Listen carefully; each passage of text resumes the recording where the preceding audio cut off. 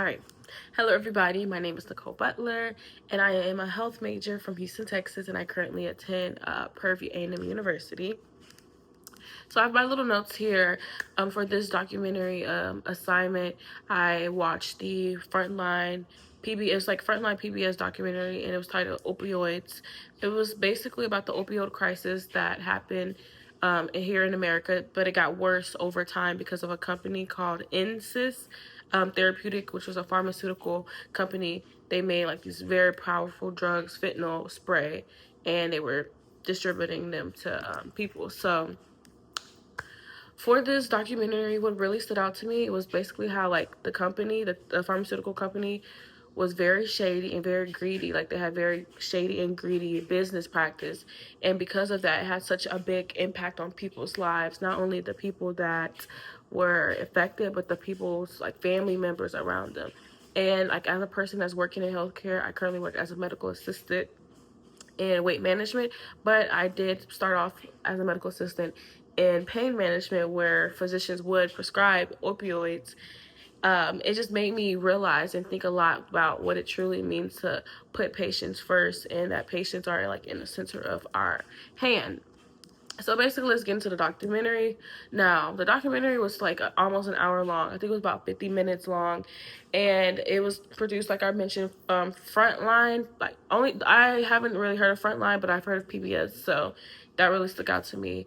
Throughout the whole documentary, it features company employees, like former company employees. They had the physicians, the family members who were affected, like they lost the loved ones from overdose, and many of like the health experts.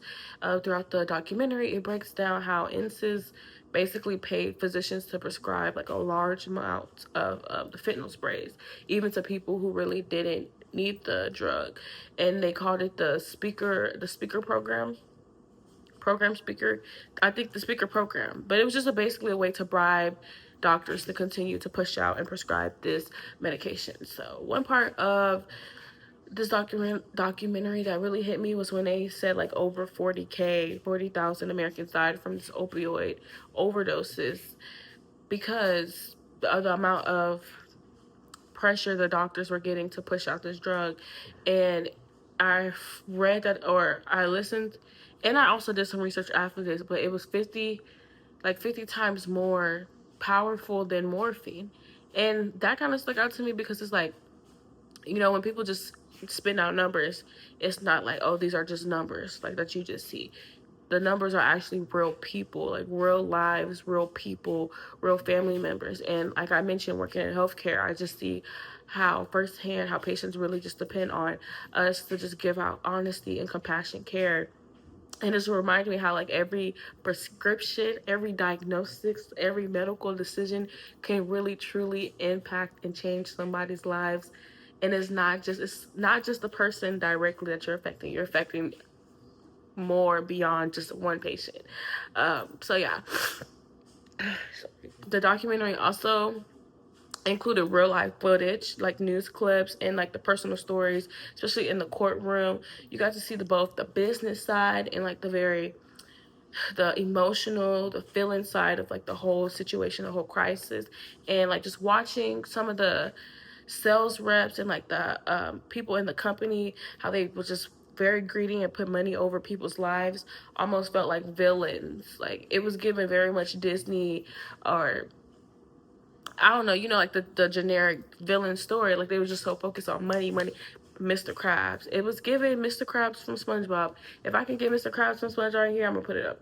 It was given Mr. Krabs from SpongeBob. It was just so focused on getting money, on focused on getting profit, that they completely like just lost their sense of humanity, which is crazy because it's like money over life, which is not a way to go.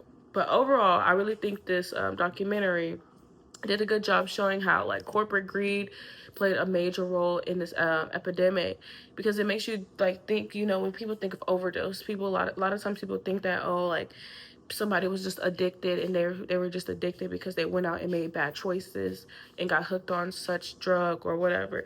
But in reality, like that's always not the case. Yeah, that can be the case, but in this case, the company, like we as people, or not we, hold on, people companies, medical providers failed them. Like, they failed these people, all because of money, all because of greed. So it's like another thing to just think about. But so overall the film was good, but if I could change one thing, I kind of want to see about like the prevention, like after the aftermath, or like during the process of how I'm trying to help people recover, and how they like the part where they like stopped is like stop the epidemic, like the prevention part, because like I feel like the documentary was so focused on like the bad stuff, the crimes, the court cases, the whole rah, which is good because like obviously I got to learn a lot. But if it would have been like just a little bit nicer to see how like maybe the parts of like the people healing, or like the people who got off the drug and started healing, or the advocacy, or some companies or community organizations coming together to doing something to promote it or help make it better. I would like to see something like that, because it just gives like a sense of hope and just like refreshing, like, oh, okay, like it was like, you know how a story starts,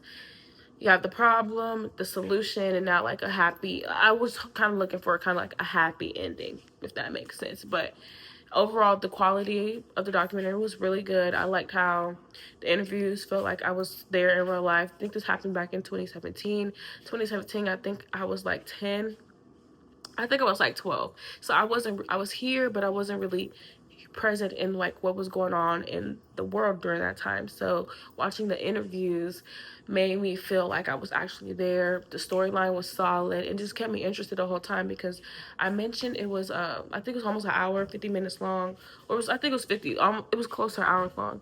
And me, the type of person I am, I do not have a long attention span. My attention span is very short, but it's because like, you know, you could just watch TikTok or YouTube Reels and all that stuff. So having to sit down and watch TV, I was like, I was dreading this assignment. But when I started watching it and it got to like 40 something, I was like, wait, oh, I'm still watching it. This is really interesting. And I'm kind of big into like history, especially like learning about something that I had no clue about. So I thought it was really good. I liked how they used like actual video courtroom footage or the behind the scenes of it, because it's one thing to just talk about it, but it's one thing to see the visuals of what they're talking about, like the actual live in the real timing thing. So it wasn't boring because I watched it, and that's how I know it wasn't boring because I don't like watching TV, and it felt like a real-time investigation.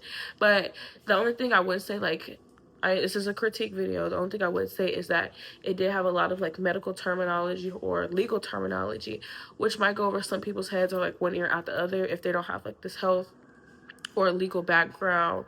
But overall, it was, for me, it was easy to understand and follow along. But I think it's because of like my knowledge in some legal terms and medical terminology. But just keep that in mind for people who aren't.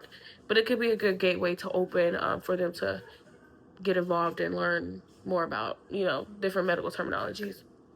But yeah, overall, I like this documentary. I shared it already to my family group chat. It really opened my eyes to like understand how deep this crisis has been, and how powerful companies could be when it's like nobody's taking accountability, because nobody took accountability. Like I mentioned, I am a medical assistant, and one of my goals for the future is to become a physician assistant. And after watching this documentary, it just reminded me like how important it is to always just like lead with integrity, compassion, and responsibility. Not even just in the healthcare field. I think just like in general, like as a person and walking in my everyday life, because you never know who you're going to interact, and your life and the things you do and say, how they can impact other people's lives. So yeah, I definitely do recommend this documentary to anybody to just get knowledge on it. You don't even have to have no interest in like, you know, pharmaceuticals or anything healthcare related. But I think it's a really good thing to watch, because a lot of people would think, oh, a lot of people who are on drugs or addicts or die from overdoses are self-harming themselves, when in reality it could be somebody else. So just to keep that in mind, moving forward after watching this, I just want to Be a good person, lead with compassion, and I encourage you to do the same. So thank you for watching my critique, and I hope you have a great day wherever you are. Bye.